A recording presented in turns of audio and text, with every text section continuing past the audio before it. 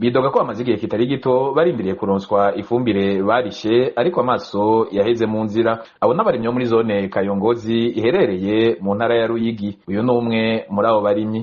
Turahanzwe ingwane cyane, urabona igihe cy'itera kiriko kiragenda ese cagiye benshi y'abenegihugu baparonse umwavu kandi benshi amafaranga yabo. Abo barimyi bavuga kandi ko bimaze gushika bakabwirwa ko bokwitegura kuja gutora ifumbire, ariko ngo batangajwe nuko haza ifumbire nke nayo ni karonka bake bishizwemo ikimenyane. Umwavu uje ntibaronka, urumva benshi bagenda saa tanu z'ijoro bakararaho, ariko waje saa moya bukeye mu gitondo akaronka umwavu uryaraye akawubura. Bitewe n'impungenge z'ukuntu bashobora kuzogira umwimbu mubi, narirya bariko baracererwa mw'itera, bamwe muri abo barimyi bamenyesha ko bahitamwo kugura umwavu kuri magendu ku giciro c'umurengera. Ugiye kugura magendu agafuko warihira ku giciro ca leta 31 ucugura 50.